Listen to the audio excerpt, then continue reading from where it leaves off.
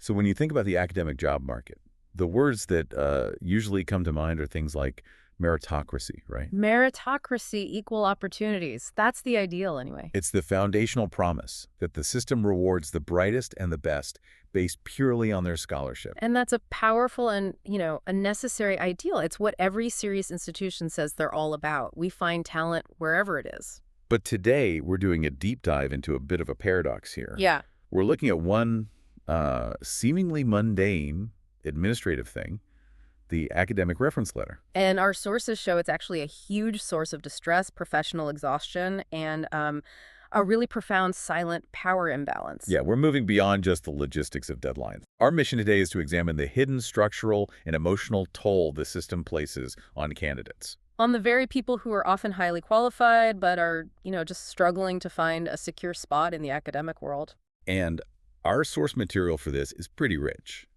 At its core, there's a detailed personal reflection from a candidate who spent years navigating this whole process. And we're backing that up with philosophical arguments, expert surveys, and a lot of social media commentary.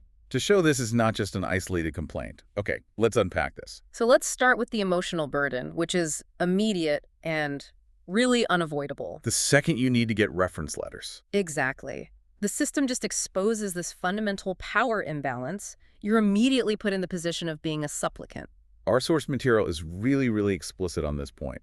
It characterizes the dynamic as being between the employed and the candidate. The gatekeepers and those trying to enter. Or, even more simply, the haves and the have-nots. And that dynamic, it just creates this inherent stress. As a candidate, you're forced into a state of dependency. You're relying on someone else, not for mentorship or collaboration, which is a healthy thing. Right, that's a positive relationship. This is different. This is just for validation of your professional worth. Your fate is in their hands. And you have no visibility, no recourse.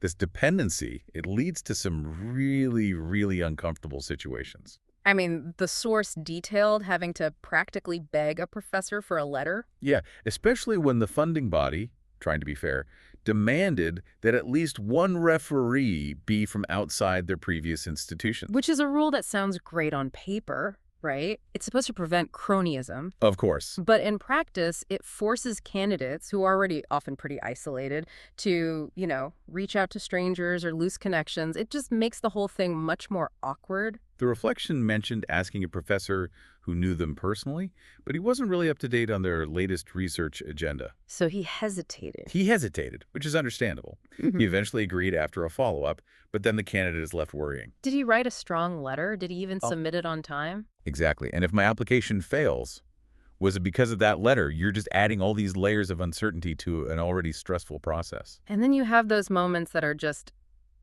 deeply dismissive.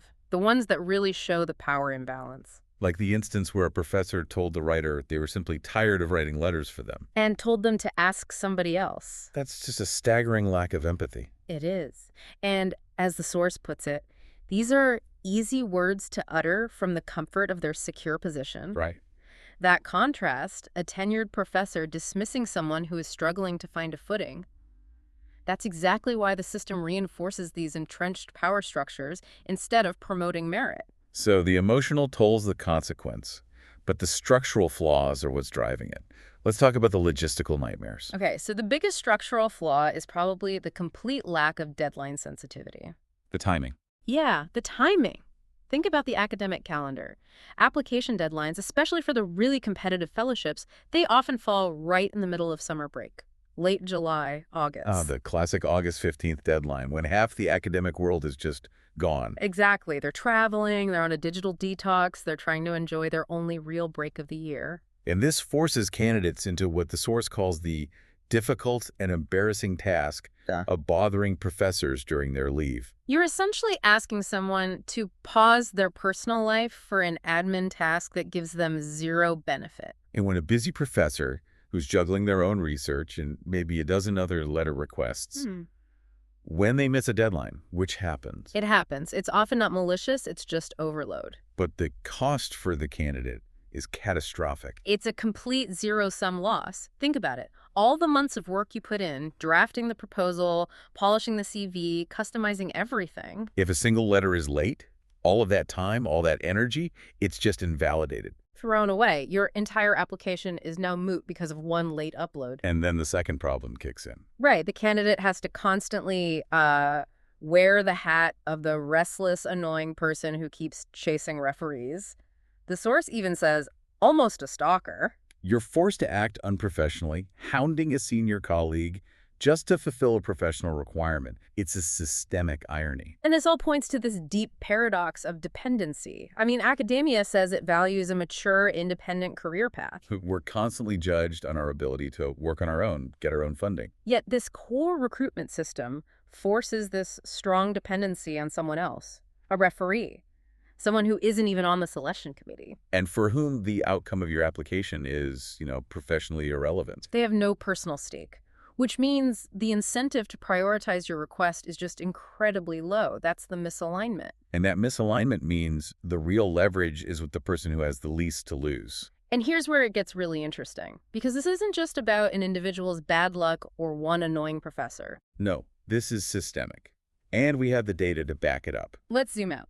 Our sources highlight a very controversial case from 2019. It involved Paul Bali, a philosophy instructor at Ryerson University. And this case really shows the absolute worst case scenario. Like, what happens when the letter itself is just inappropriate? The Bali case became a flashpoint because the letter he submitted for a female applicant was deemed unhelpful and inappropriate by multiple PhD programs. And the reason was just astonishing. The letter allegedly had all these inappropriate comments about her personal life, her appearance. Instead of focusing on her academic qualifications and potential. Which is the whole point of the letter. Exactly. And the crucial insight here is that the candidate never sees the letter. Their career can be completely torpedoed by a document that's biased or unprofessional, and they have no idea what was said. They can't correct it. That vulnerability is baked into the system. It just assumes every referee is professional and ethical. And this case shows that assumption can be deeply, deeply flawed. And beyond specific cases, there's just this general consensus that the system is broken. Our sources point to long threads on Reddit, one titled, "Reference Letters Why?" with dozens and dozens of criticisms. One person just called them a relic of the past. And the philosophical critique backs this up. The philosopher Helen de Cruz, she argued back in 2019 that reference letters are just outdated and inefficient. Her analysis really lines up with what the candidates are feeling. She pointed out that they offer very little evidential value. I mean, if a committee has hundreds of applications, how carefully can they really read all those letters? Right. And she makes two other critical points. First, they disproportionately benefit candidates who are already well-connected, so prestige and networks matter more than pure merit. And Second, they place a massive, unnecessary admin burden on everyone, applicants and referees. It's just a huge time sink for everybody involved. So I have personal distress, logistical failures, ethical questions. It's clear this isn't just a few people complaining. The evidence points to real systemic flaws. And to really solidify that, we can look at the data. Our sources point to a major study, letters of recommendation, controversy and consensus from expert perspectives. Okay, so what did this survey of 575 professionals find? They found widespread concern over three main issues. Number one was rampant letter inflation. So basically every letter is just glowing. The best student I've had in a decade. Exactly that. Or truly exceptional. When everyone gets 5 stars, the praise becomes meaningless. So if the words don't mean anything anymore, how do committees actually use them to differentiate people? Well, they stop reading the content and they start reading the letterhead. Which brings us to the second major criticism, an over-reliance on prestige and personal connections. The letter becomes less about your work and more about who you know. Precisely. Which completely undermines meritocracy. A brilliant candidate from a less famous school is immediately at a disadvantage because their referee doesn't have that Ivy League name recognition. And the third issue? Inconsistent formats that hinder fair evaluation. It's a logistical nightmare. Some referees write 5-page narratives, others submit a single paragraph. So there's no way to compare them fairly. Impossible, especially if you're trying to use some kind of objective rubric. And what's really fascinating is that the study found that academic professionals put more weight on these letters than people in applied fields. Yeah, in industry or government, interviews and quantifiable metrics are much more important. If we connect this to the bigger picture, we see a self-sustaining cycle. The people most secure in the system, senior academics, are the ones who defend it the most, even when the data shows how unreliable it is. It sustains these power imbalances, and it quietly punishes independence. Which is the exact opposite of meritocracy. Exactly. Okay, so that's a pretty painful summary. The system seems deeply entrenched, but our source material is constructive. It does offer some specific, actionable ways to reform it. Yes, and that's key. We have to accept the reality that it's probably not going away overnight, so the focus has to be on mitigating the damage. The reflection offers three key suggestions.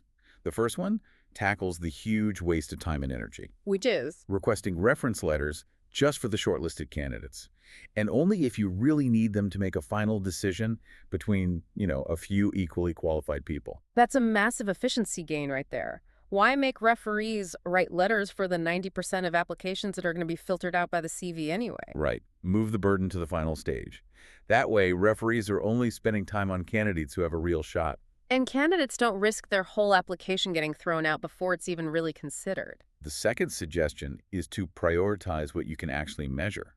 Academic credentials, publications, grants, teaching evaluations, and above all, the interview. Because the interview allows recruiters to really know the candidate. It's the closest thing we have to a standardized real-time metric. You're measuring communication skills, research depth. It's a direct measurement. Whereas a letter is a subjective, unverified, and often inflated document from somebody else, it makes perfect sense to give the direct interaction more weight. And the third suggestion is maybe the simplest, but also the most powerful. It's a call for greater sensibility and empathy. Just a reminder to the selection committees that they were all in the candidate's shoes once. And that empathy should translate into policy. Stop setting deadlines in the middle of summer holidays. Acknowledge the incredible vulnerability of the candidate. Recognize that a late letter isn't just a small hiccup, it's the invalidation of months of their life. These changes, if they were implemented, could actually foster real meritocracy and more egalitarian opportunities. By reducing the reliance on soft power and administrative mess. So what does this all mean for you? It means that if you're navigating the academic job market, Wow. you need to understand the reference letter system for what it is. It's less a true measure of your merit and more a mechanism for managing power dynamics. It forces the least powerful person in the equation, the candidate, to rely on the goodwill of the most secure. For a document they can't see, whose absence can void months of their hard work. It's a system where institutional prestige and who you know often matter more than your actual research portfolio. Absolutely. And so here's the final provocative thought we want to leave you with. If the goal is truly to find the best candidate through an objective process, Why does academia continue to prioritize a non-standardized, emotionally charged document over something like a direct, qualified interview?